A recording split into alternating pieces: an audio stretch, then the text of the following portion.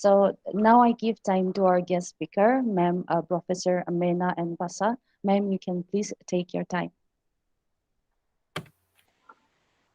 Good morning, Mr. Mukhtar, Nungshi, the principal, Mr. Peter Banks, and all the beloved students out there, and anybody listening into this talk and the webinar.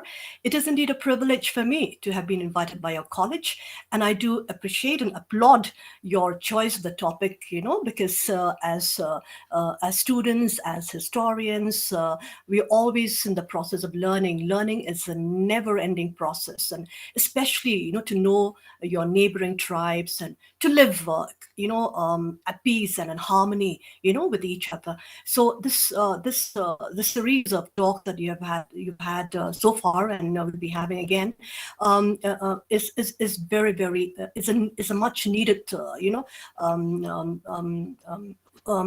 issue, you can say, and this has been well taken by your college, and I applaud your college. And yes, I'll be talking about the Khasi-Jaintias and Garos. It's beautiful that you have this topic in your lessons there, and I trust that whatever I say today will be of great benefit to you, as to me also, because it's brought up many memories, to me as I was preparing for this talk in the midst of my busy schedule, as you said. Okay, good snatch time, and I'm very sorry for the inconvenience caused earlier because we had to reschedule the date. But thank you so much for your magnanimity, and I trust that we'll have a wonderful time out here today. Now, my topic is on the Khasi-Jaintias and a panoramic view. It's difficult to do justice to that, but let me do it. Okay. Now, the Khasis and Jaintias and the Garos, okay, they belong to Meghalaya, and Meghalaya is a fascinating state in Northeast India. Now, as you all know, some of you may have come to Meghalaya, and you'll be spellbound, by the breathtaking beauty of the waterfalls, the flora and the fauna, the caves and the hills and the vales. All right, but it's also actually home of the Khasis, the Giants, and the Garos, the predominant tribes of this state. Now, Meghalaya also enjoys the status of being the abode of the only matrilineal people or community in Northeast India, and in fact in the whole of India as it stands today. Now, however, for the constraints of time, my talk will be confined only to the Khasi-Jaintia. Okay, first of all, the constraints of time. Secondly, even though these three tribes are matrilineal, all right, the Khasi-Jaintia, however, belong to the Mon-Khmer linguistic group of Southeast Asia, and the Garos belong to the Tibeto-Burman language linguistic group. So for these two considerations primarily, I've confined my talk only to the Khasi and Jaintia. Okay, and for your information, I am a Jaintia, all right, and but of course, I belong to the greater community of the Khasi Giant, and Garo belong staying in Meghalaya. Now, as written in your concept note, all right, that you want the resource persons to dwell on culture, the dances, and the food habits, etc. Retrieving the history from numerous legends and folk tales, etc., I will attempt to focus on these aspects too. Now, I will just try to encapsulate this political and social history of the Khasi-Jaintia in a panoramic view, and although, or albeit, it may be a very brief narrative, but I trust that through my rambling, I'll be able to bring the point across to you. This narrative cannot escape the presence of political history, showcasing the march of the people through the layers of the past, but also take recourse to social history. Now, social historians have taken their cue from E.P. Thompson, Eric Hobsbawm, Sweet Sarkar, G.M. Trevelyan, and these are associated with a new trend, okay, in historiography that goes beyond the political history of kings and rulers, the elite, okay, and have studied society in all its ramifications, the lives of common people, their culture, their fears, and their aspirations. All right. Now, these historians argue that social history was also a method of social analysis. All right. And this makes history comprehensive. For centuries, historians have made use of government documents and archival records and other conventional sources for mapping the past. However, lately, it has been accepted that in a proper reconstruction of the past, um, oral traditions, folklore, literature, prose and poetry, songs, and other non conventional sources reinforce history and are vital tools of social history. All right. Um, for instance, when we read, the doyens of Northeast Indian history, like Barpujari, and the others, they talk about the political conditions. So they talk about the conquest of the British over these tribes. All right, but there is more to the history of these people than just conquest. All right, so his social history brings in the much needed the flesh, to cover the bones. All right, to cover the dry bones, to make it interesting, because we have to know what makes who are these people whom the British conquered. And and these historians you've read, they tend to talk of the tribes as the source of their problems. All right. However, it's the other way around. The tribes were used to the way of life, and they had to resist alien forces coming into their land. All right.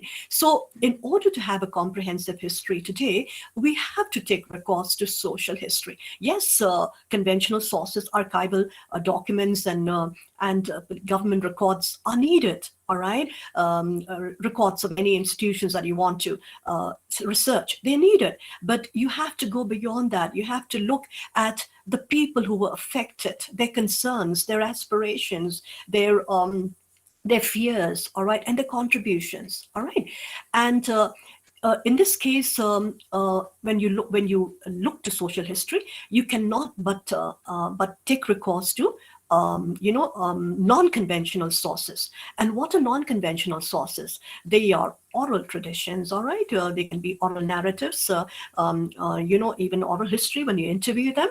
They can be diaries of people. They can be songs. I've researched a lot of songs of the past, and they've thrown up a lot of information on the history and the culture of these people. Okay, so a historian today takes recourse not only to conventional sources but also to non-conventional sources, and for non-conventional sources, even oral traditions which were looked down upon at one point of time are now regarded as very important sources of history writing. And the Khasi-Jaintias in this respect have a very strong oral tradition. All right. And this strong oral tradition corroborates and give fresh insights, all right, into the history of these people. Now, there are somehow, even till today, okay, the written word, okay, is challenged or corroborated by oral traditions. Now, some historians may say, may look upon, and not historians, the people themselves, they look upon the written today as an incursion into a value system that was wholly dependent on the authority of the spoken word. All right. So today, as I kept saying, to give a comprehensive view of history, we have to look at the history of a people along through the conventional records, and corroborated or challenged by the oral traditions or the non-conventional sources. Now, Meghalaya as a state came into being in 1972. Next year, on January 21st, 2022, we'll be celebrating 50 years of our statehood. Okay, and the question is, how far have we come from the challenges and the sacrifices that our people, that our freedom fighters have fought for us? Okay, now this Meghalayan plateau has been gifted his name, okay, by a geographer. He's Mr. S.P. Chatterjee. All right. And what does Meghalaya mean? Meghalaya means the abode of the clouds. You know, when you come to Meghalaya and the many villages down there, you see the clouds above. You know, and it's so beautiful. And no wonder S.P. Chatterjee was fascinated by the scene, and he's termed it Meghalaya, abode of the clouds. All right. And Meghalaya is one of the 8 states of Northeast India.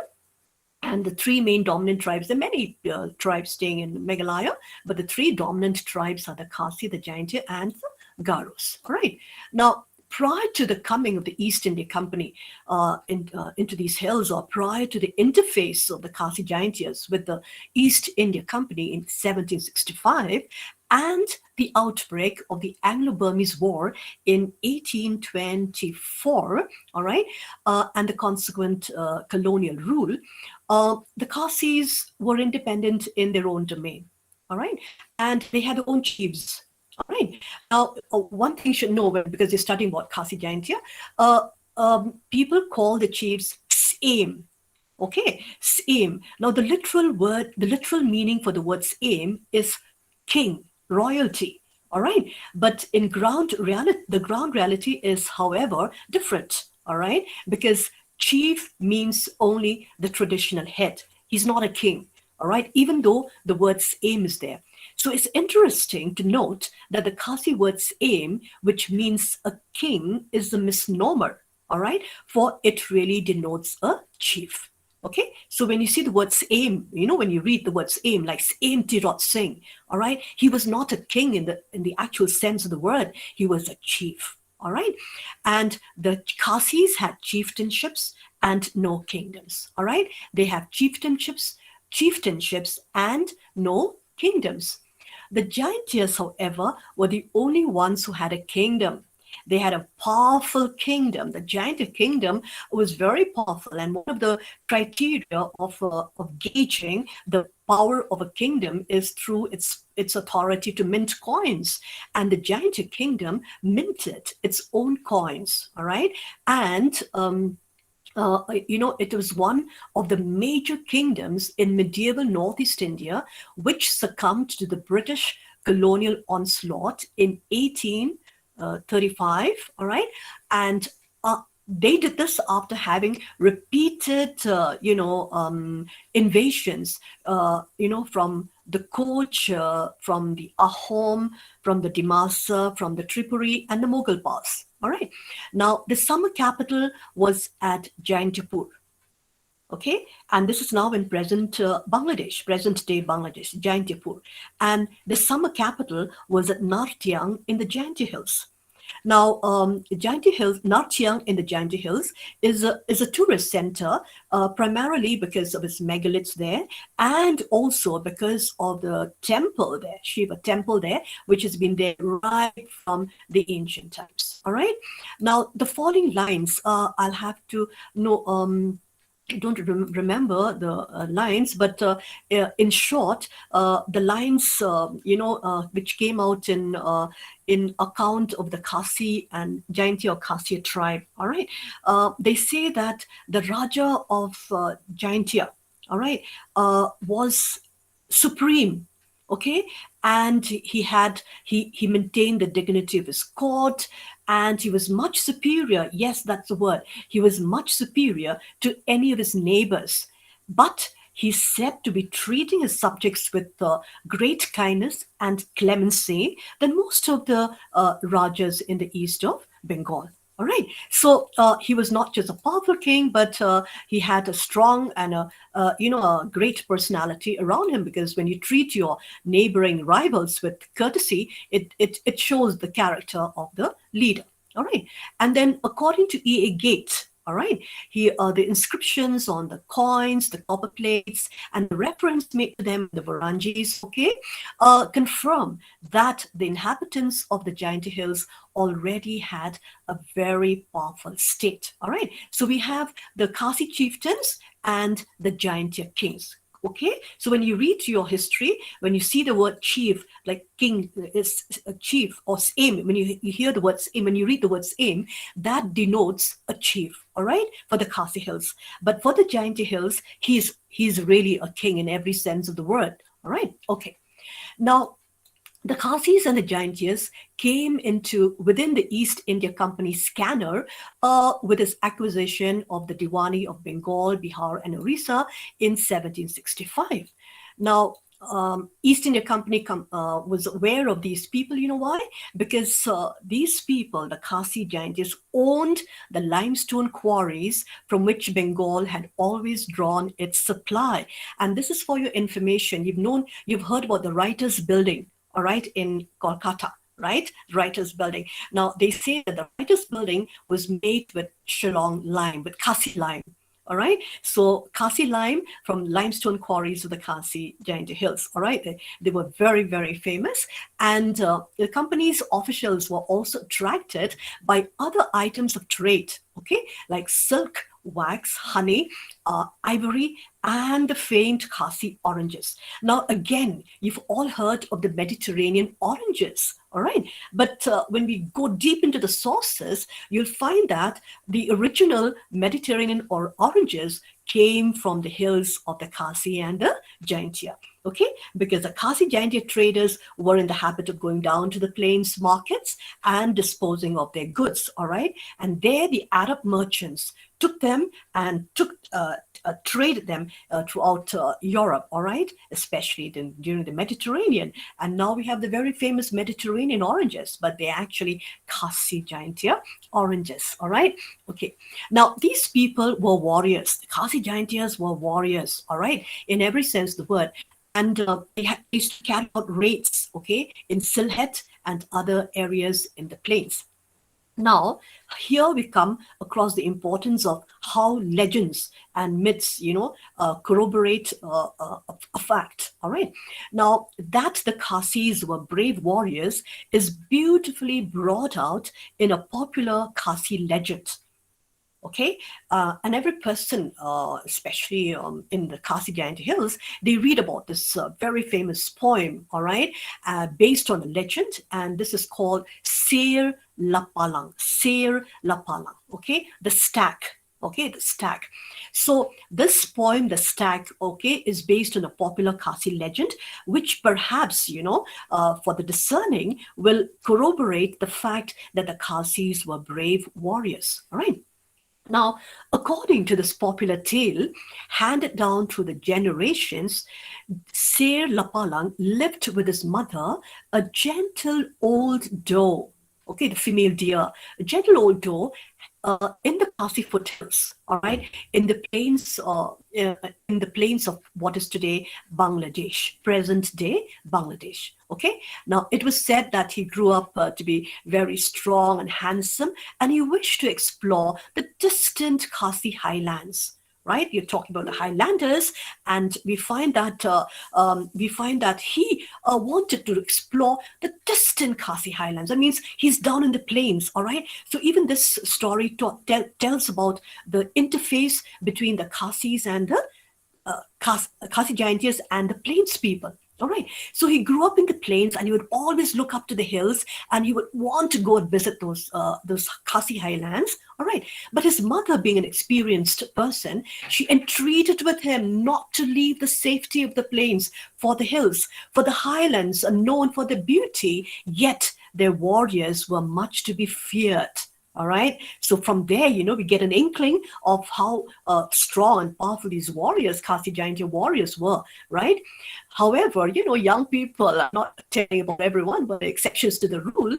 However, young people always disregard, all right, their mother's admonitions, and the same was the case with Ser Lapalang. So he disregarded his mother's entreaties, and the story ends with his death by the arrows of the warriors and the consequent death of his mother, the doe, who came in search for him.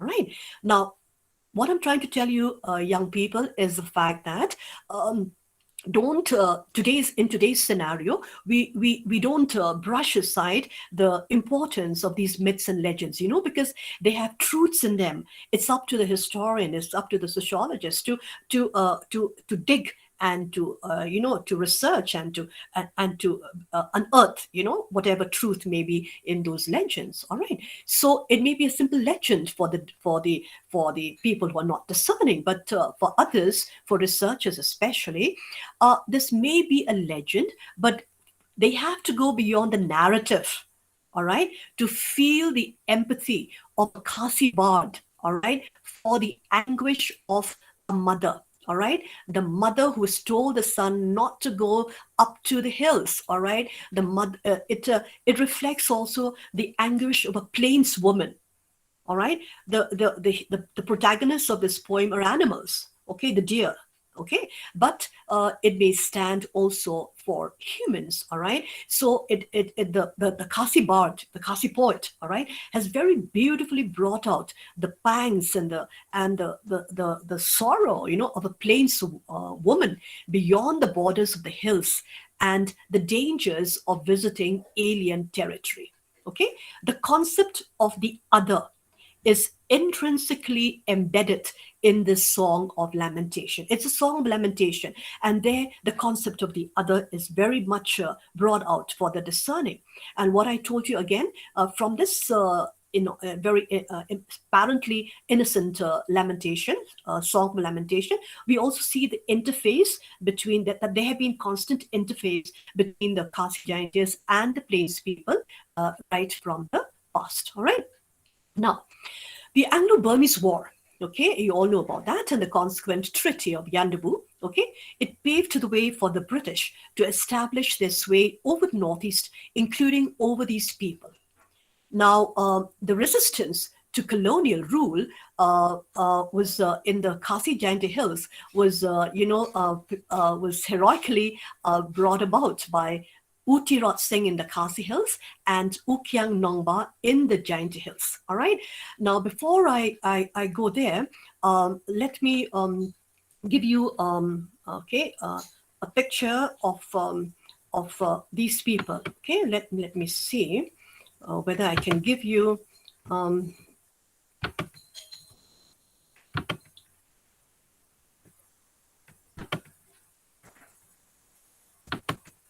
Okay. Are the pictures available to you? Have you seen them? Is it on Yes, the ma'am. screen? Is it on the screen? Yes. Yes. Sorry. Yeah.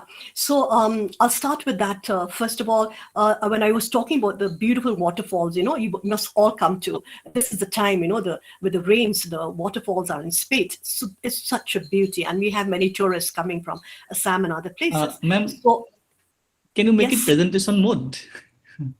Okay. I don't. Yes. I thought it's clear. Hello. Yes, yes. Is it clear? I thought it's clear. Yes, ma'am, yes. Yeah.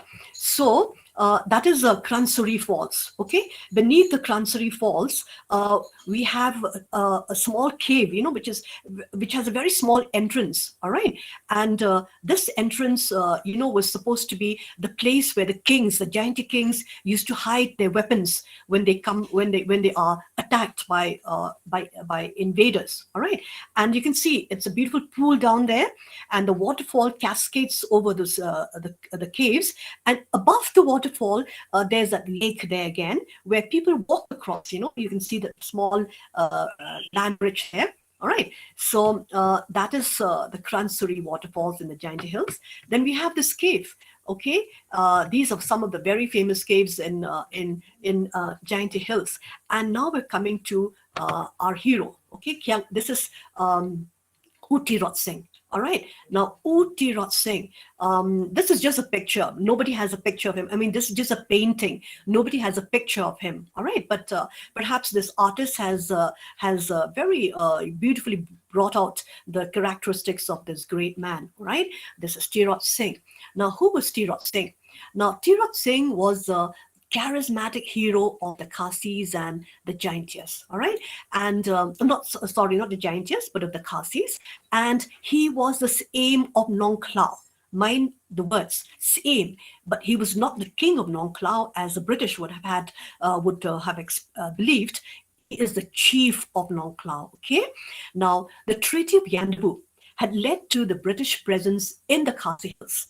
Now, on the 3rd November 1826, Tirot Singh signed an agreement with David Scott, agent to the Governor General.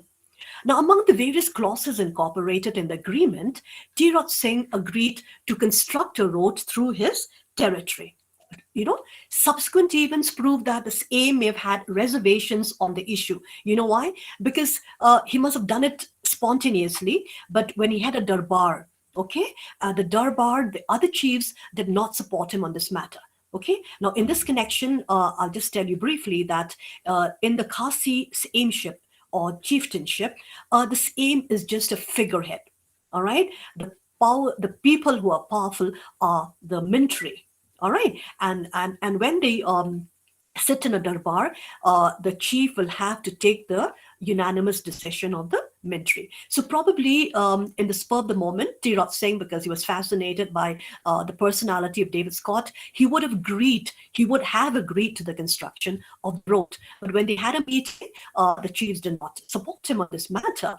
And so, in any case, with the construction of the road, it was said that the misbehavior of the subordinate native agents, okay, native agents meaning the plains people, in this case it was the Bengali, right, who accompanied Scott into the hills, they caused bad blood between them and the Khasis. Okay, now this alleged veiled threat of a Bengali peon, a clerk, a peon, right? You know what he told them? He said that you guys, you'd soon be under the control of the British because they're very powerful, and they would levy the same taxation on you as you were, as was levied on the plains. All right, and this was looked upon as a catalyst for the consequent outbreak of the Anglo-Khasi War. There have been cases of misdemeanor or bad behavior of these native agents with the Khasi women. All right, but when he threatened them that would be subjected to tax along with the plains people, which was obnoxious, the Khasi-Jaintias have never been subjected to any form of taxation.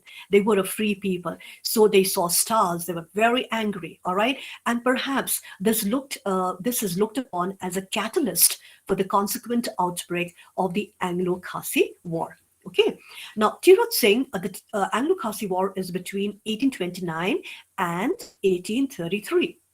Now, Tirot Singh and his men put up a brave fight in the long-drawn conflict.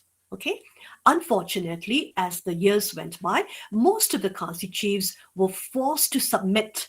Some were trapped into submitting, while others were won over by friendly agreements.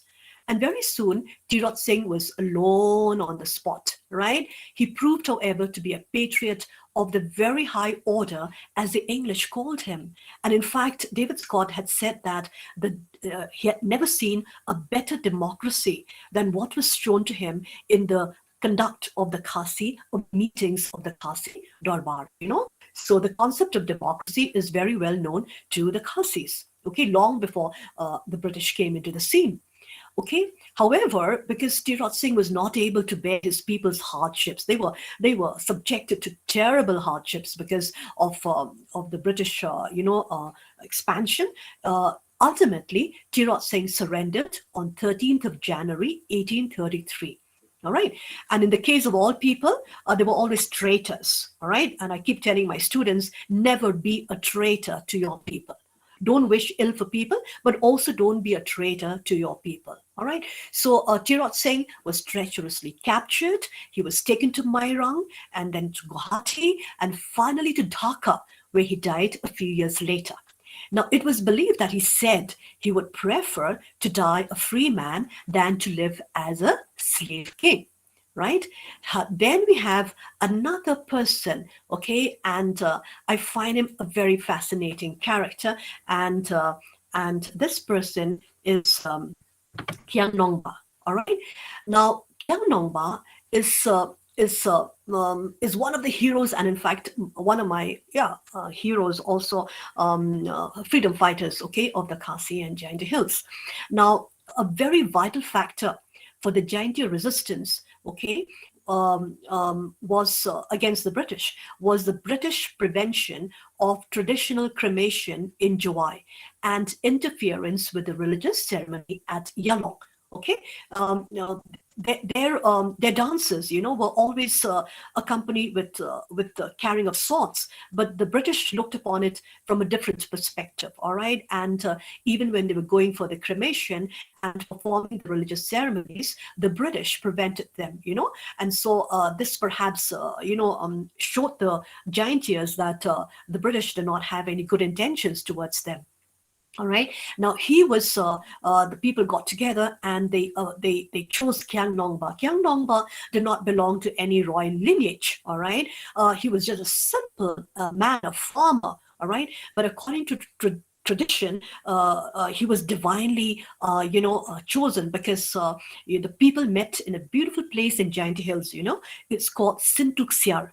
All right, and there's a belief, you know, a faith belief among them that beneath the waters, all right, at the bed of the river, there is a flower, and anyone who can dive down into the water of the Sintuxiar and bring that plant up, all right, he is divinely chosen to be the leader. And a lot of young men, able-bodied men, jumped into the river, but none of them could bring up the plant. It was only Kiang Nongba. All right. And already, even before that, his fame had spread as being a very dynamic leader. All right. And so the Deloy, who was the priestly head of the Giantias, he designated Kiang Nongba as the leader of the Giantias, and he proved to be worthy of the trust that the Giantias had on him. All right. However, through an act of treason, Kiang Nongba was captured. All right, and he was taken to the main market in Juwai today, which is called Yao Musiang. Okay, Yao Musiang, and there the British made all his followers stand around him and hanged him in front. There was a very quick jury, a very, very quick trial for him. All right, and the trial just declared him guilty, and he was sentenced to the gallows, to hang by being hung on the gallows. All right, but the words of Kiang Nongba as he hung at the gallows in Juwai Giant Hills has become the stuff of which legends are made. All right. His 158th death anniversary was celebrated on 30th December last year.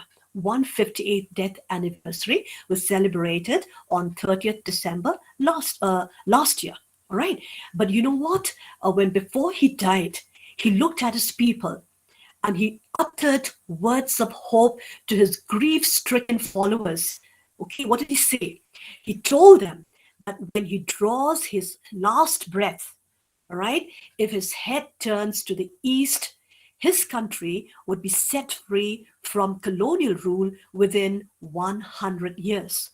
But if his head turns west, then they would be in colonial bondage forever. All right, and you know what happened? His followers saw that as he took his last breath, his head turned to the east. All right. And his words were prophetic because India, within 100 years, wrested freedom from the British in 1947. Okay. Thus, the Jaintia people today, they would explain India's freedom from the colonial rule in the light of the prophetic words of the beloved hero, Kiang Nongba. Okay? Now, then we come to the tradition, or the script of the Khasi Giants. Okay, now the Khasi Giants was said to be very, very culturally rich, but they had no script of their own. All right, and it was only with the coming of the Welsh Presbyterian missionary in 1841 that when he painstakingly, drew up the Roman script for them. Okay, that the script that the Khasis today can be said to be the proud possessors of a script. Okay, and that's why Thomas Jones, Reverend Thomas Jones, is today called the father of the Khasi alphabet. So what happened to the script, right? It seemed that again, this tradition that I'm telling you again shows the interface between the Khasis and the plains people. All right, and always Bengalis feature in this in the legends. All right, now one of the several traditions on the reasons why the Khasis did not have a script, was that the oral tradition tells us that a Khasi and a non-Khasi, a Bengali, okay, they had to swim across a river in spate. A very, a river, there was a flood and the river was in spate. When they were returning home with written scrolls, both of them had gone to a guru, all right, and he had written down the laws, okay, on the written scrolls, and they were returning home. Okay, now the non-Khasi tied his script on his head and safely swam across the shore, across the river, and reached the shore with the script. However, the Khasi kept the scroll in his mouth. Now, when the next wave hit him, he accidentally swallowed the scroll. Thus, it is believed that since then, the Khasi is a storehouse of knowledge, since he has swallowed the script, but could only impart knowledge from one generation to another by word of mouth. All right. Now, the origin of these people is still shrouded in mystery. Okay, where did they come from? It's still shrouded in mystery. Some of the opinion that they came from Southeast Asia. All right, but the oral traditions have also been sought after to reconstruct the origin of their past. All right, so we have our own local traditions of the Khasis emerging right from the Khasi Hills itself. But there are scholars, Khasi scholars like David Roy. All right. Now, David Roy is of the belief that the Khasis have come from outside these hills. All right. In fact, outside India, because he said that when I give you pictures later of the Khasi dances, all right, you see the girls decked in gold and silver. All right. And so David Roy says that their knowledge and possession of gold and silver, even from pre-colonial times, indicate they had migrated from regions beyond the river Kopili in the Janja Hills. So Roy surmised, all right, that the Khasis must have come from a life where his economic condition was more than a bed of skins, and where his trade was not a mere produce of agriculture, but in iron and steel, where he wages wars and defended attacks. Okay, so he's of the view that the Khasis came from outside, but the Khasis themselves have their own legends, all right? And we have a poet laureate among the Khasis, and his name is Sosotham. All right, and I wish you can read the English translations of the poems of Sosotham, but even the Khasi translations are even better than the original poems, by William Wordsworth and the others. All right, Sosotham was the poet laureate of the Khasis. Okay. Now, he elaborated on the origin myth in his poems. He said somewhere along the way, darkness descended on the Khasis, all right, because of misdeeds, all right, and influenced their unity, influenced their lives. It weakened their unity and knowledge, leading to their diaspora in several directions. Now, in contrast to the various theories on the origin and the migration regarding the Khasi-Jaintias, the Khasi origin myth imply that they originated on this very soil.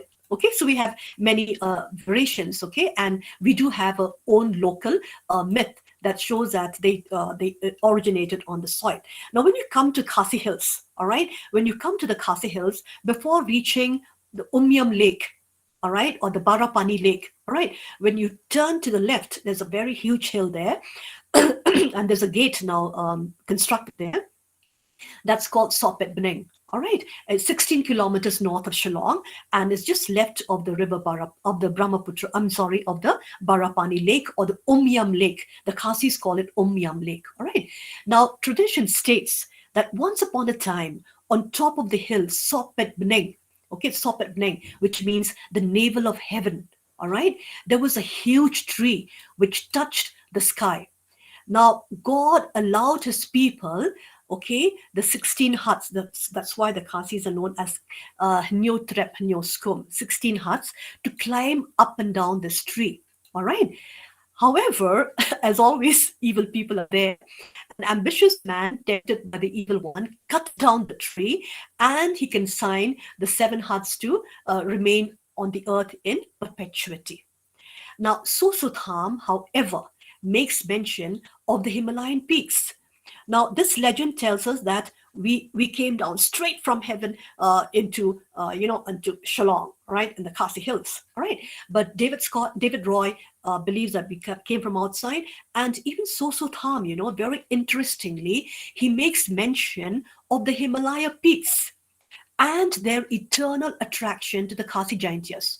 Okay, now this perhaps throws light on the fact that they had traversed the peaks during their migration from Southeast Asia to these present hills. All right, an important proof that the Khasis are intimately connected with the Himalayas is the particular name they have for the Himalayas. The Himalayas call them Lom Makashang. Right? So how can they call them Lom Makashang if they've not come through those mountains? All right. So it's very interesting. The origin of the Khasi Giants are still shrouded in mystery. Okay. And I don't know how to, Mr. Mukhtar, how much time do I have with you? Ma'am, yes, you have. It's up to you only. Okay. Thank you. Yes. Right. Yeah. So we have Khasis are mostly, farmers, okay? But smelting of iron, okay, was once the chief industry in the Khasi Hills, all right? And they had flourishing trade with the people of the plains, okay? Now, at present, we have Khasi-Jaintias occupying, many important areas of life. The Khasi Highlanders today have come a long way, from the ethnic moorings. All right, they've become, they've had important leading posts in every area of walk of life. All right, and whether you talk of education or politics or economy, and even the foreign service, we have a number of ambassadors of India representing the countries and several countries. We have even UPSC. We have a woman who was the first among the Khasi-Jaintias to become the chairperson of UPSC, Union Public Service Commission, Mrs. Rosemillion Bathal. All right. And of course, we have another Khasi, Professor D.R. Samley, right? So, I mean, Khasis are there in every walk of life. Okay. And women are, you can see, even in the area of industrial arena, entrepreneurial arena, women are there, right? But as I would say later, the ground reality would show it to be different. All right. Now, I cannot talk about the Khasi-Jaintia without dwelling on Matrilineal. All right.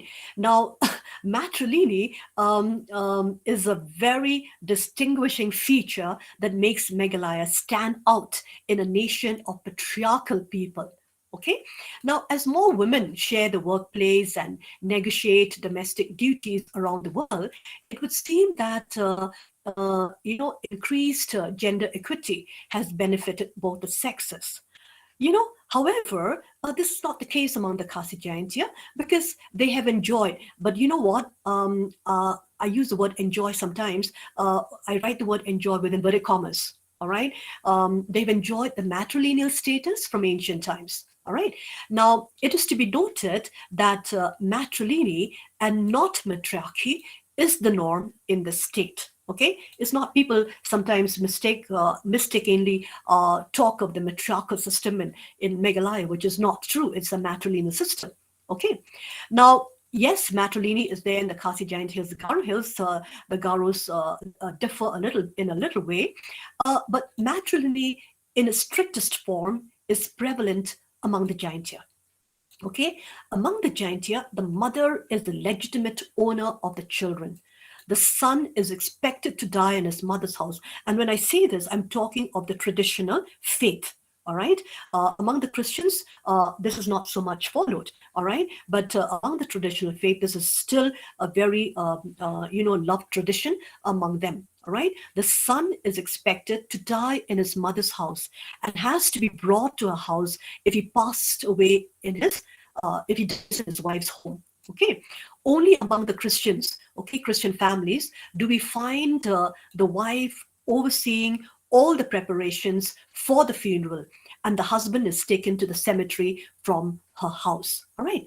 Now, traditionally, the son works in his mother's fields all day, or in some other conditions, he has all his meals with her and visits his wife only at night. Okay, leaving for his mother's home early in the morning.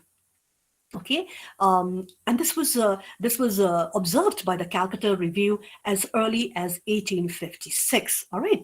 Now, since the son does not, I'm talking of the past, but to some extent, it's still happening today. Now, since the son does not contribute to his wife and children, he is only a visiting husband and father. He does not partake of any food in his wife's home. And when there's an offspring, his visible contribution is kabai ladao. Ladao is banana. So his only contribution to his family is the banana, the bunch of bananas. All right. Now, this tradition has changed considerably today, but the basic facts are still there. Now, he is the father. The man plays a dual role. He's a father in his wife's home, but a father with very few responsibilities. He has more responsibilities in his mother's home. All right, and in his mother's home, he is the kni, maternal uncle, the kni, the kni or the maternal uncle, and he's greatly respected there. Okay, looking after his nephews and his nieces' material needs. Right, and till today, it is seen in July that the son first builds houses for his sisters before he constructs one for his wife and children. And you would think that the poor wives, oh my, they're left out in the cold. It is not the case. All right. See, in a matrilineal family, in the traditional matrilineal family, we find that the husband does not play an important role in his wife's home. But who plays an important role in his wife's home? It is his brother-in-law, who is a kni in his wife's home. The man is a kni in his mother's home, but in his wife's home, it is his brother-in-law who plays the kni. And the brother-in-law looks after the welfare of his nieces and nephews. Okay, it's a very interesting combination, balance, because the same brother-in-law will not be looking after his children in his wife's home, but they'll be looked after by his own brother-in-law. I hope that's clear. All right, and when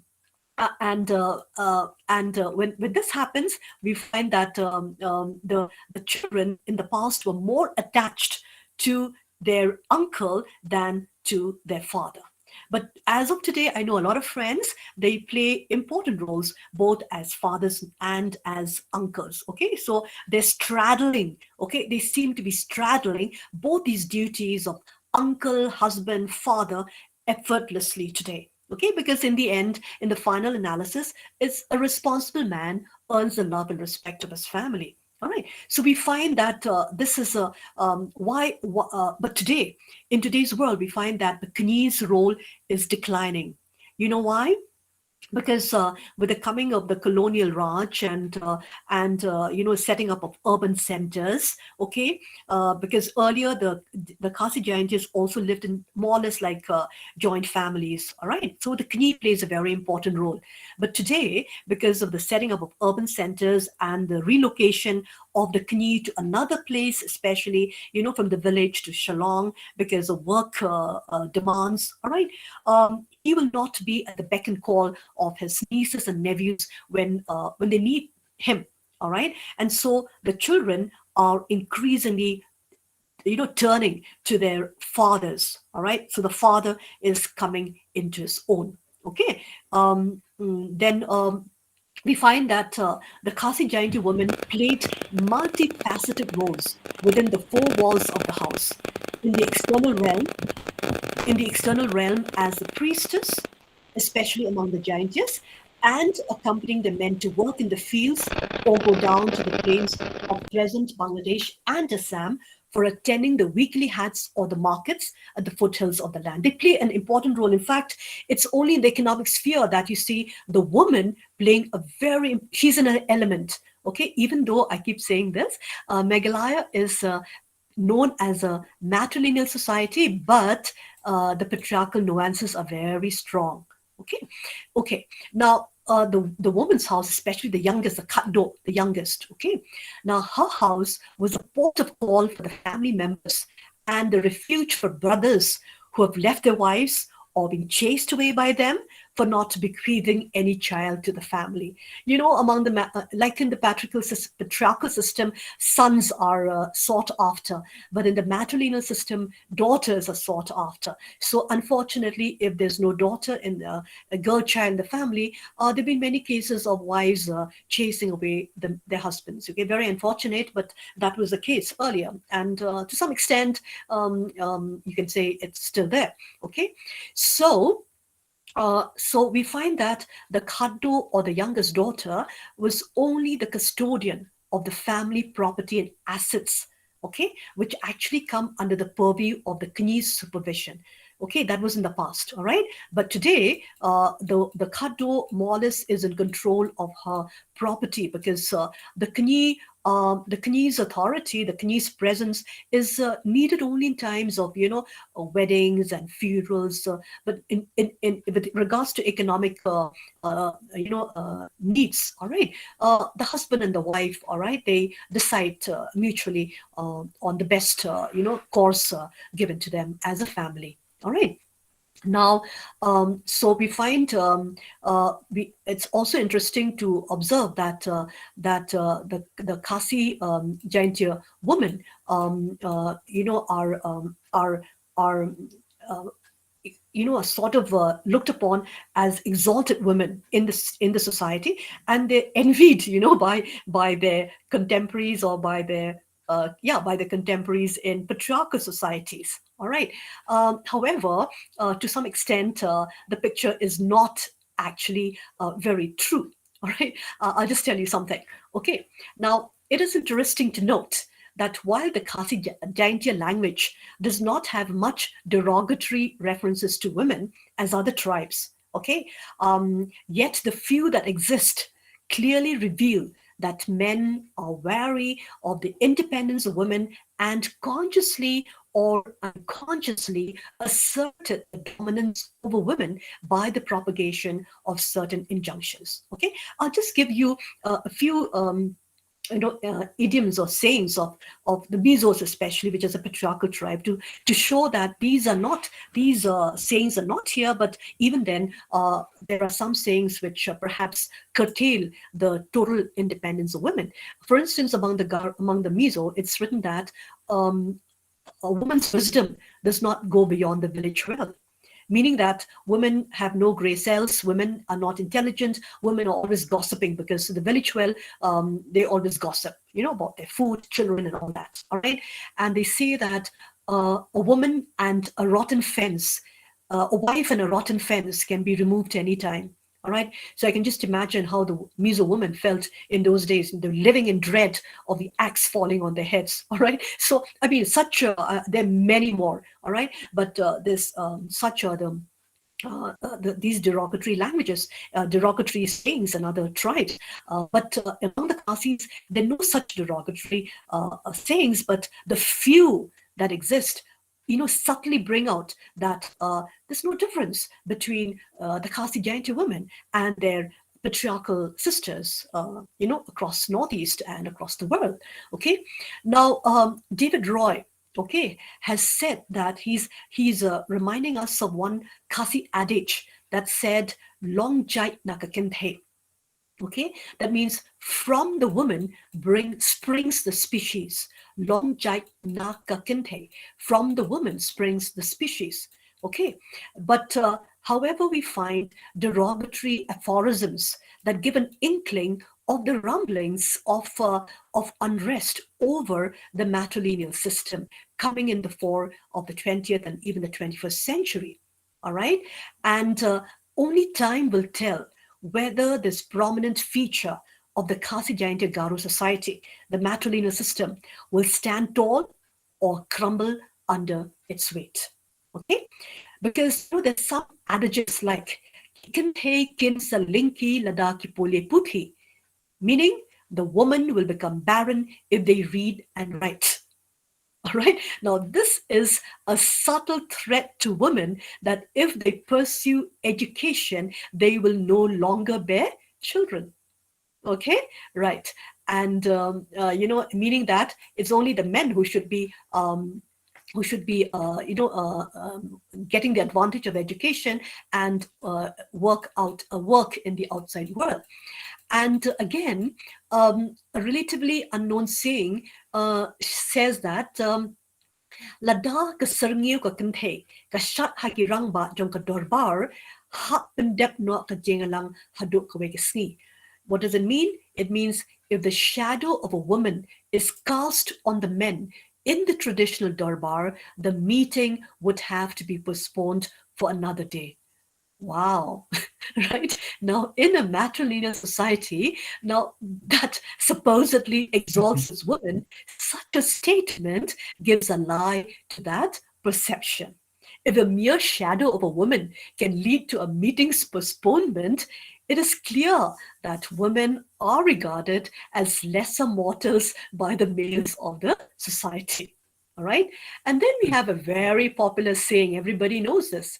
Onda kan I ka yar kan thay, la wai ka prathay. That means if the hen crows, the world will come to an end. This is think carefully. If the hen crows, the world will come to an end. It's always the rooster that crows, isn't it? It's always the rooster that crows, right? So if a hen crows, it means it's abnormal. So it augurs ill for the society. Now, this is a discreet way of discouraging women from coming out on a public platform to deliberate or to give a speech. All right. And the Khasi society thus subtly shows its aversion to women airing their views in public. All right. And therefore, we see that, yes, there may be some instances of women entering the political arena, but in most cases, political parties will not want to give women, candidates any chance because they think of the winning factor, okay, and they think that women will not win. All right, and even today's our legislature in the country, in the state today, we don't have a single woman, they're all men. Right, okay. Nevertheless, they become, in spite of these existing adages and mindset, the Khasi-Jaintia women continue to make a mark in society, whether in academics or sports, business. Just recently, a Khasi woman has been made a referee, okay, in football, along with a Manipuri woman, all right? And this is a big achievement for that woman, all right? And entertainment and administration, we have the chief secretary today, okay? The chief secretary of the state is a woman, Mrs. R.D. Suchia. All right. And however, the only institutions that have closed their women, closed the doors, you can say, to women are the traditional darbar and the church. Okay. But even the traditional darbar are opening their doors, because in our darbar, I've been elected as executive member. Usually executive members are all men. So there's another lady and myself. We are executive members of the locality darbar. Okay, so gradually these doors are being opened. But in the church, all right, the church is still a strong bastion against participation of women in the higher hierarchy. All right, so we don't have bishops and catechists and pastors and elders in the Protestant or the Catholic Church. Okay, this is quite perplexing, right? In the case of it being called a matrilineal society. So because of that, we do have an organization called the Singkong Rimpe Tamar, SRT. It emerged in 1990, because they were fighting for their for their rights, saying that lineage should be through their men, because they said that non-tribal men marrying their women were going away with the spoils, were getting control of the economy, all right? And therefore, lineage and inheritance should be given to men, all right? So this was very strong organization in the past, but of late, it has kept a very low profile, all right? And so these men, they say that the irresponsibility of the men, okay, were the offshoots of matrilineal, and so they want to replace matrilineal with patrilineal, okay. And so they said that there'll be confidence if patrilineal, along with the rest of India, is accepted here. Men will have more confidence, responsibility, economic freedom, and prosperity. Okay, so that is the case. But we find that the Nyam Khasi, as well as many Christians, okay, they still believe in the customary law and believe that doing away with matrilineal would upset the unique social structure and cause upheaval in the kinship system. All right, and yeah, so this will be because the Khasis believe in cremating the dead. All right, and this will be create problems for them later if matrilineal system is taken off. All right. However, the Khasi-Jaintias society was polarized and threatened to split at the seams when the Khasi Hills Autonomous District Council Khasi Lineage of Culture Amendment Bill 2018 was introduced. All right. Now, this bill tried to disallow any Khasi-Jaintia woman marrying a non-tribal from enjoying her Khasi-Jaintia scheduled tribe status. All right, and so this met with strong opposition from the women, and yeah, people are still discussing all this. All right, and then we find that in the end, we find that the Khasi-Jaintias very quickly to go forward. They after in the yeah, towards 1960s and yeah, the 1960s, they began to they began to think of coming out of Assam, because till 1970, the Khasi-Jaintia Garos were part of the composite state of Assam. All right. However, though the Khasi-Jaintia Garo were earlier under Assam, their matrilineal status, their costumes, their language, their culture, they had given them a distinct identity. This was not pronounced in the early stages, as these three tribes had different dialects within their own languages. However, with the imposition of the Assamese language and the Hindi language, these events would come up that would gradually forge the ethnic identity of these tribes and usher them into hill state movement that would free them from Assam and to give them statehood. All right. Now, the arrival of the missionaries, okay, and the consequent introduction of a common script, then the setting up of educational institutions, the creation of different levels of church gatherings, like the synods and yeah, those masses, they went a long way in instilling a sense of belonging, a sense of unity among the Khasi-Jaintias, all right? And in this connection, the emergence of social and political organizations also speeded up to have a desire to have a state of their own. And in this case, also we have the Khasi, all right, which tried to bring about the protection of the indigenous faith and culture of the Khasis and greater unity and solidarity. All right, and in order to revive their culture, they introduced the Shat Sukman Singh, or the Shat Waking. Now, let me see if I can show you that.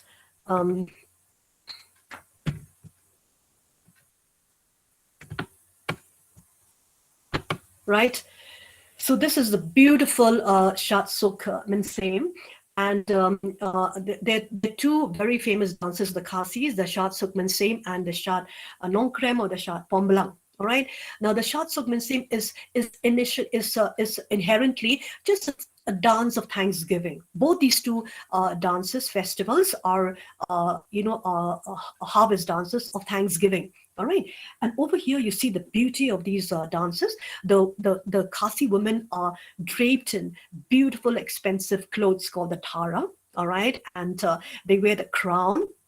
Okay, now I'll just tell you this. All of them wear silver crowns. All right, it's only the princess, all right, who will wear a gold crown.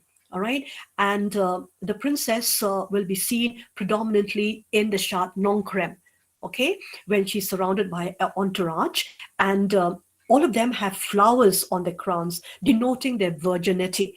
Only women who are not married, all right, can go out into this area to dance. All right, and they're decked in gold and silver. All right, this perhaps made David Roy to think that they have come from outside the northeast and even outside India, because they do not look to be people of living with skins and the primitive life. All right, and you see the Khasi men, they're dancing around them, okay, with the swords and the feathers and the swords.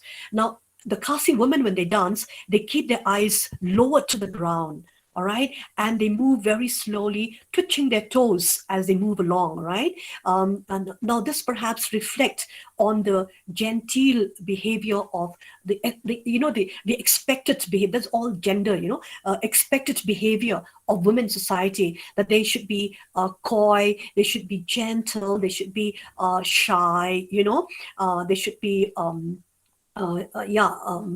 cool and calm and good. All right, and so they don't, and they're shy, so they don't lift their eyes. They keep their eyes lowered to the ground. Whereas the men are prancing around, all right, with their swords, showing that they are the protectors of the women, of the honor of the women. All right, protected the women, and they protect their rights and heritage. Now this is the queen, the princess. All right, look at her. She has a gold crown, and there's somebody protecting her from the sun and from the rain and all that. Okay, and she's surrounded. Look at they're decked with gold and silver. Okay, so you can come here and visit. So this is a small little girl. All right, decked in that costume. See the silver crown and the flower. Every girl, unmarried girl, can wear that flower. It shows their unmarried status. All right, and it shows that they're very rich. Now, so those are the valiant, young, handsome men of the Khasi society. And then we have also this is the festival of the Jaintias. All right. Now the Jaintias, among the Jaintias, the bedding clum is the most colorful and the most popular dancing festival of the Jaintias. It usually starts in July. All right, it consists of 4 days, but actually the preparations for this festival starts right from March, April. All right, and but the main culmination days center around the 4 days, around 15th of July and all that. Okay, now this is a pre-sowing festival.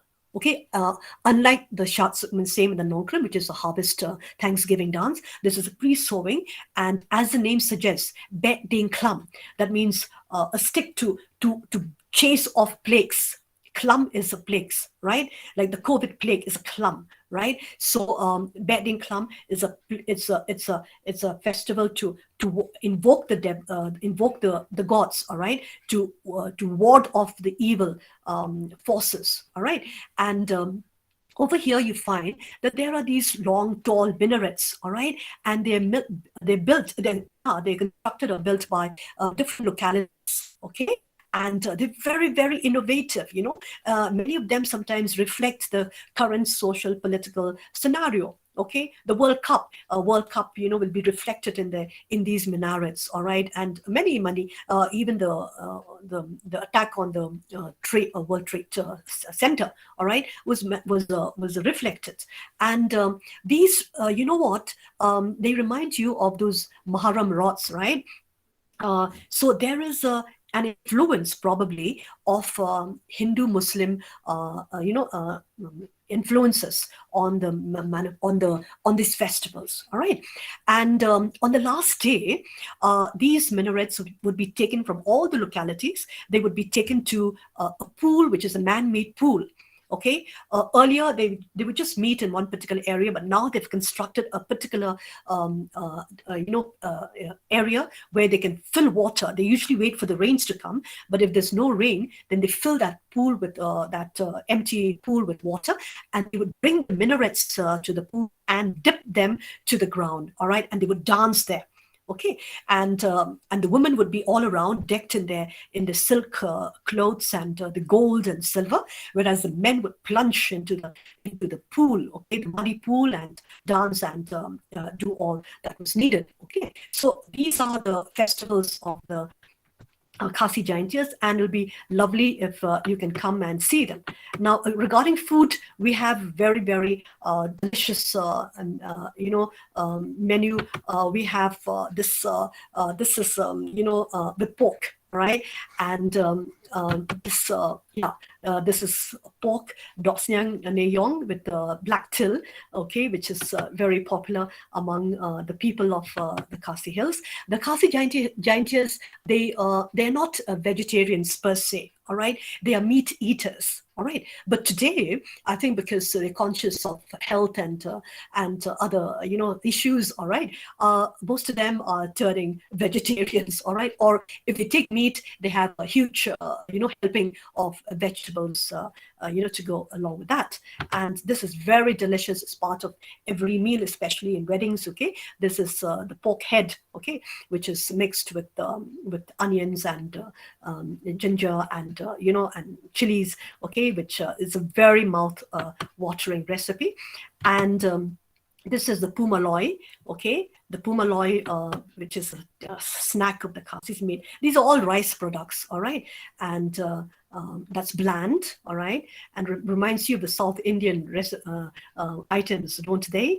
And we have the pukleng, which is also made of rice, all right? So we find that these you can say the cultural items of the Khasis, especially the dances. Okay, then the move of the Khasi Jaintia Garus to acquire statehood of their own started in 1954. Okay, and this struggle was whipped. The passion for this struggle was whipped up with the clarion call of "No hill state, no rest." All right, and it was a long drawn affair. And to cut the story short, I think time is passing, and thank you so much for your time. As my gosh, I've taken your time. To cut the story short, we find that finally in 1972, Meghalaya got its statehood. All right, and even though it got a statehood, it's not been roses all the way. Okay, we find that the people, the successive governments have tried, all right, but you can say they failed to deliver the goods. Okay, the road traversed so far up to the 21st century has not been smooth. Okay, but people's resilience will pull them through. All right, we find that the many of the vision of the hill state leaders have not really come to fruition. All right, but we do believe that people's resilience will pull us through. Right, so I think I'll stop here. It's been a long. I trust that I've interested all of you. Thank you very much for your patience. Yes, ma'am. Thank you so much, ma'am, for the captivating lecture, the enchanting legends, the vivid pictures, and the mouth-watering dishes. It was really informative and enlightening. You have aroused our curiosity, our interest in the history, the culture, and tradition of your beautiful land. I'm sure our participants have a lot of queries to be cleared. So now I give time for discussions, and I request our participants to raise your questions. You can unmute yourselves and raise your question, or alternatively, you can drop your questions in the chat box, and then ma'am will clear your thoughts.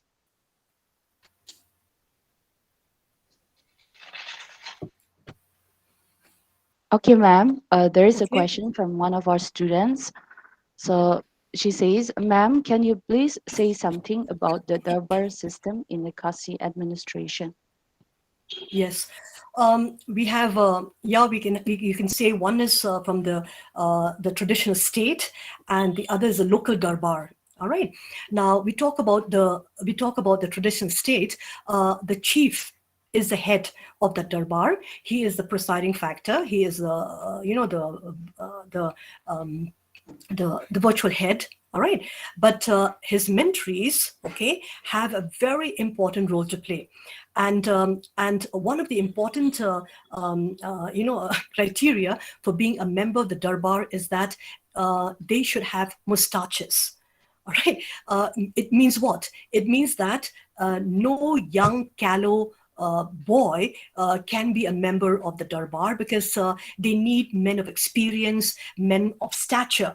All right. So if a man does not have a mustache, all right, he is not eligible to be a member of the darbar. And so the injunction is that it's people, women and people with no mustaches cannot be made members of the darbar. All right. But in the darbar, there are very heated discussions, all right, from the different mentary regarding taxation. I'm not sorry, regarding law and order, okay, opposition to the Himalayas, authority, and trade with other neighboring tribes. These are discussed threadbare. All right. And the consensus is taken. The consensus is taken, and we do have reports from David Scott that says that he was so impressed by the quality of these darbars. Imagine coming from a Westerner, all right, European leader who's very well respected in the Khasi Hills in spite of belonging to the colonial Raj. Now, he said that democracy in its best form is expressed through the Khasi Darbar. You know, each man, there would be no, when a man spoke, there would be no one trying to overtake him or trying to interrupt him. They would allow each man to speak his piece. All right. And then they would take over, discuss, debate. All right. So this is a very good example for future legislators. Okay. Allow the man of the treasury or the man from the opposition to have their say, not jump upon them, not interrupt them while speaking. So, these darbars are very, very, they play a very important role, okay, in the daily administration of each state, whether it's from Sora or whether it's Kareem or among the Jaintias. All right, the darbar plays a very important role, and the resolution taken by the darbar is binding on the people of that particular Raj or the particular village or the particular chieftainship, right? Thank you. Yeah, most welcome.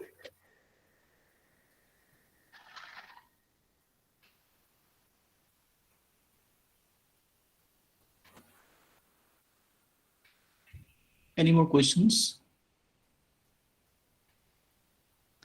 Ma'am, actually, I just Yes. wanted to know from you, do you observe any difference between the Christian Khasi-Jaintias and the non-Khasi Jaintias? Sorry, non-Christian Khasi-Jaintias.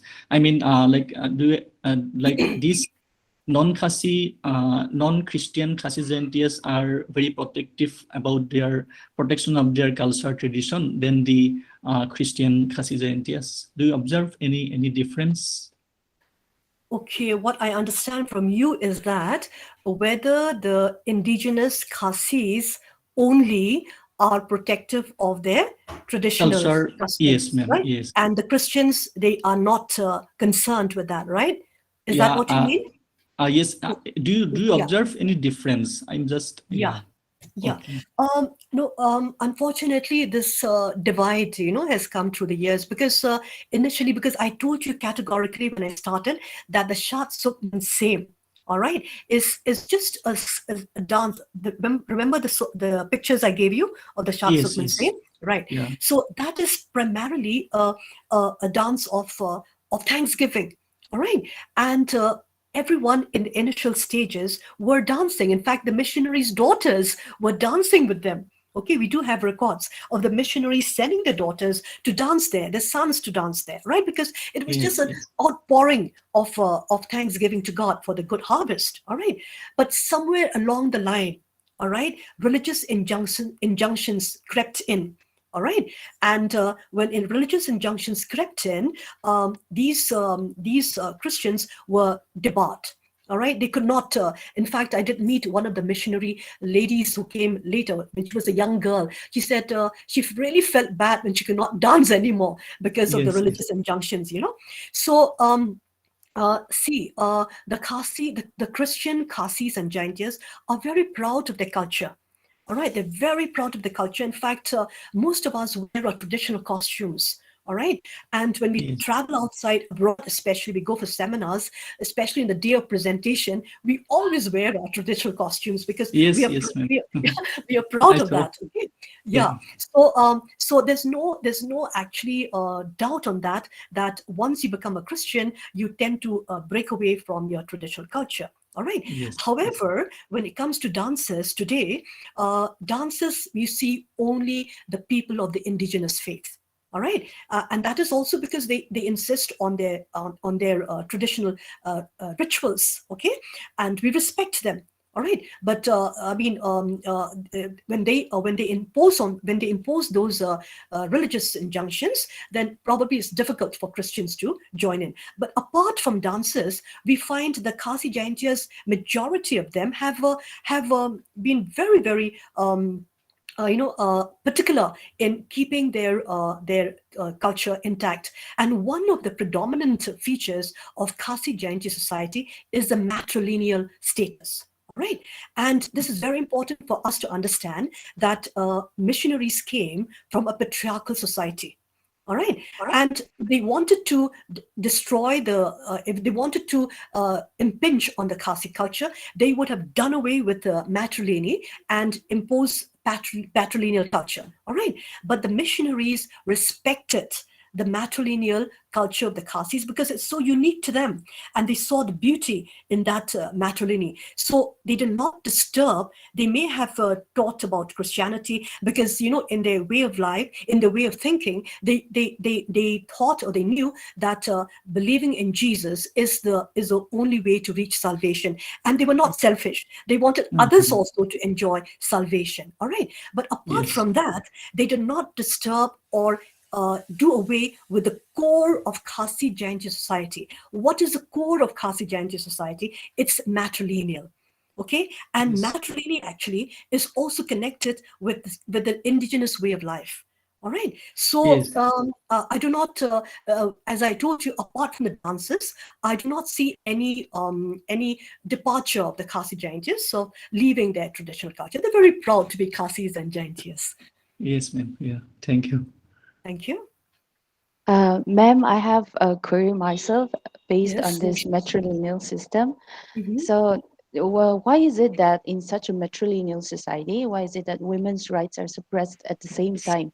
And then, where did this matrilineal originate from? Okay.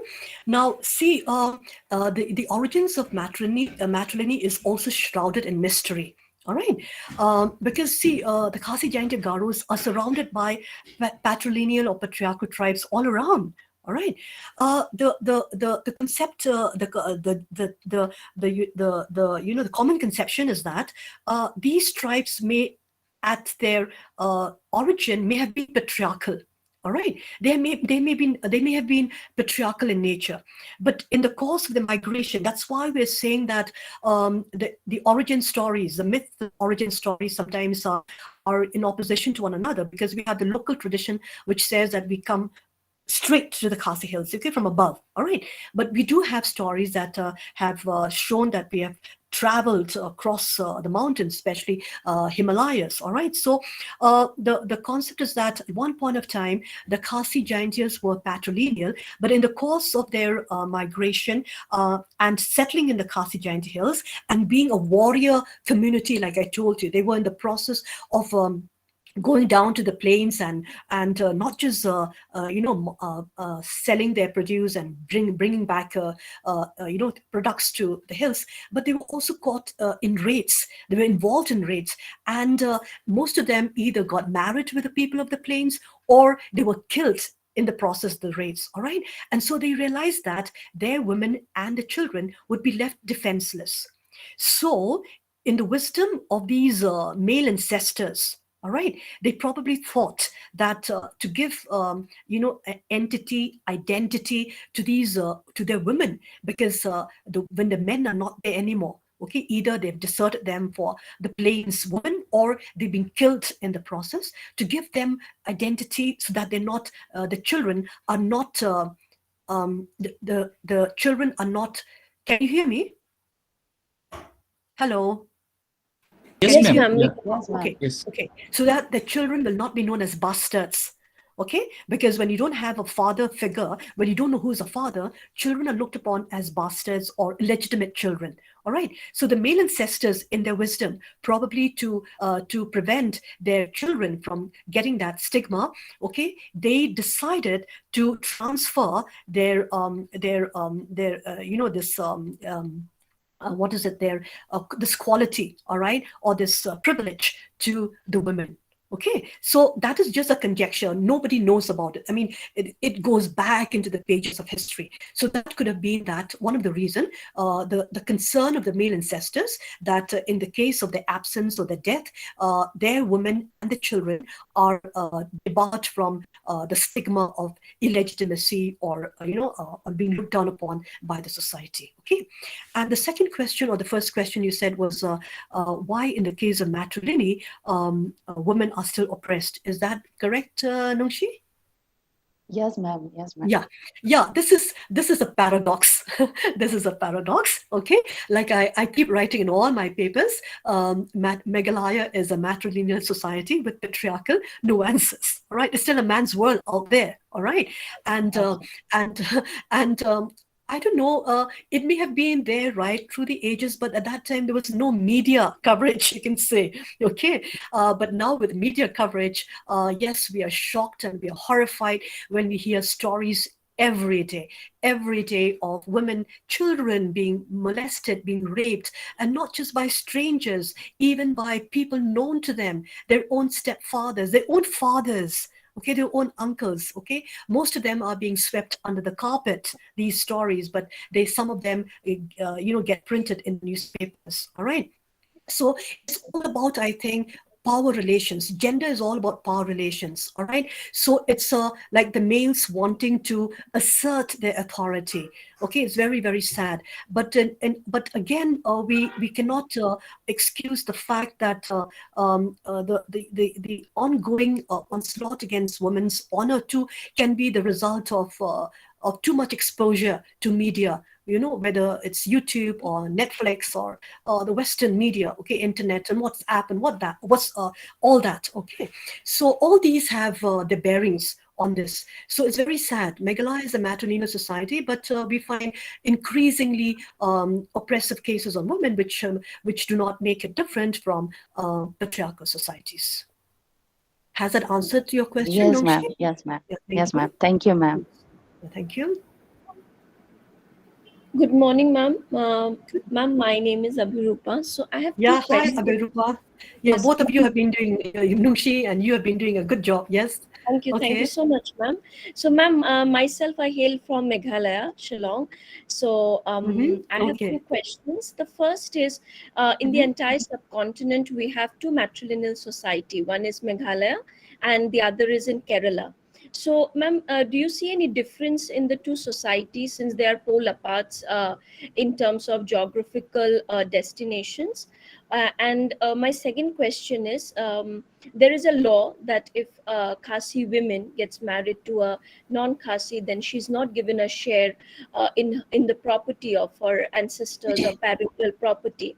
So, ma'am, do you think that this kind of law is being made to suppress the women or to conserve the cultural ethnicity of the Khasis or the tribals? Okay. For your information, Abhirupa, Yes, ma'am. the Nayars of South India Yes, ma'am. have relinquished the matrilineal status. Okay, Yes. they're no longer matrilineal; they're now patrilineal. Okay, Yes, yes. so as of now, it's only the Khasi-Jaintias and the Garo. Okay, Right. we had the Nayars; Yes, they were yes. matrilineal, but now they've Matrilineal. relinquished that. So it's only the Khasi-Jaintias and the Garos who are matrilineal. All right, Okay. and Okay. in the case of the law, again, yes, I mean, I don't want to say this, but again, it pertains to male, what is it? It's not inferiority. It's a sort of I can't find that word. Insecurity. All right, because through the years, and there's some truth in every issue. No, in every issue. All right, there are truths and untruths. All right, so it's up to the discerning to delve deep and fish out the truths of any matter. Now, I told you the Singkong Rinpoche Thamai SRT came up against Matrilini. All right, and this bill has come up recently. Now, through the years. These members of the SRT have seen, with their own eyes, how their own sisters, have got married to non-tribals, and in most cases, non-tribals were very good. But there are, there are always black sheep in any community, all right? And there are some black non-tribals who have run through the wealth of the family, all right? And these non-tribals have given a bad name to their community, all right? And the Khasi-Jaintias, you should know, they are, even though they were warriors in the past, they are basically peace-loving. All right, and they've lived in peace. Actually, it's only when they're provoked that they rise up, and that is true for every society or every community. Now, in this case too, they didn't mind their sisters marrying non-tribals, but when they saw that the wealth of the family has been, exploited and even taken out of the family and the state by these non-tribal brothers-in-law, okay, then they began to feel the pinch. You know why? Number one is that. Number two, because in the matrilineal status, the men do not inherit. All right. According to the traditional matrilineal customary laws, all inheritance goes to women. All right, and not to men. Okay, it's very unfair. I've fought for this for the males. Okay, in many platforms, that while they are siblings, they are loving each other, and when they grow up and when it comes to distribution of property, the brothers are left out in the cold, which is so unfair. All right, now, and most importantly, if these sisters of theirs are married to responsible men, that's fine. But in most cases, these sisters get married to irresponsible men who deprive the family of their property, and even the men out of their rights. Now, even till today, if a man wants to avail of a loan, all right, Khasi man, he has to have a surety. But he doesn't have a surety. Why? Because he doesn't have any inheritance in his name. All right, he gets property only after he works, and it's his own self-acquired property. So he sees the unfairness when women are assured, whether they work or not, they are assured of property, they can avail loans, But men will have so many negative things, hampering them. Okay, so we find that. When they feel, when some senior men, they introduced this law because they said that they have to protect, okay, the family property, the ancestral property. And in actual reality, we don't find Khasi women being deprived of their property so far. All right. The law is just a bill, right? And Khasi men and women, to some extent, are very generous, broad-minded. Okay, so there may be talks, there may be cribbing about that, but most women whom I know who have married non-tribals, they are enjoying their property. Okay, whether they've lived abroad or in India, they're enjoying. Most of them, of course, prefer to stay outside because their husbands work outside. But they've come here and they've still enjoyed their property. But there are cases, where which I found very, very obnoxious too, when a woman was staying all the time in America. Okay, and who was looking after their parents? It was a brother. And in the process of looking after his parents, he never got married. He never got additional property. He was just staying there with his parents and looking after them. And then one fine day, when the parents died, the sister comes back. She sells the house. She sells the property. She leaves for America, leaving her brother, unequipped and unlooked after. So there are many reasons. When we look at a problem, we have to look at both sides of the coin. Yes. Have I answered that, Abirupa? Yes, ma'am. Yeah. Yes, ma'am. Thank you Yes, so thank much. you. Yeah, thank you. Okay, if there are no more questions, thank you so much, everyone, for your participation. Uh, we have come to the end of our session for today. So to wind up this session, I request my colleague Abiruba to please deliver the vote of thanks. Thank you, Nungshi ma'am. So today I first begin to thank our eminent speaker, Ma'am Amena. Thank you, ma'am, for giving us your time, precious time, and for your such scintillating lecture that we have listened today. And the knowledge that you've imparted today was really immense. So as I said, I myself hail from Meghalaya, and there were two things which I came across today for the first time, and that was the lime that was used from Meghalaya to build the writers' building, and the other one was the Mediterranean and the Meghalaya oranges that you have said. So thank you so much, ma'am, for your immense lecture that you had given us today, and I hope that in future, instead of a virtual platform, we meet face to face. Thank you. I would also like to mention our principal, Professor S.T. Genesius, and our administrative head, Peter Bangsa, for their continuous support for making the lecture a successful one. With that, I would also like to thank my HOD, Mukhtar sir, and my colleague, Nungshilamla ma'am, and also along with them, everyone, all the academicians, historians, and students who are present today, who have helped us to engage ourselves in such interesting lectures that we have been organizing, and this kind of gives an impetus to us to do such good work today and even in the future. So thank you everyone for joining with us today, and our last lecture will be on the 27th for this year and I hope that we have your contribution again on the 27th. So thank you so much for being with Yeah, us today. yes, And thank you all. so Yeah. I shall And be end the program today. yes. Actually, Ma'am Amena, she left because she has network issue. Suddenly it Yes, happens. sir. That's what. Okay. Thank Okay, you okay. all. Thank you all the Thank you, participants. everyone. Have Yes. a nice day. Thank you, Miss. Thank you. Have a nice day ahead.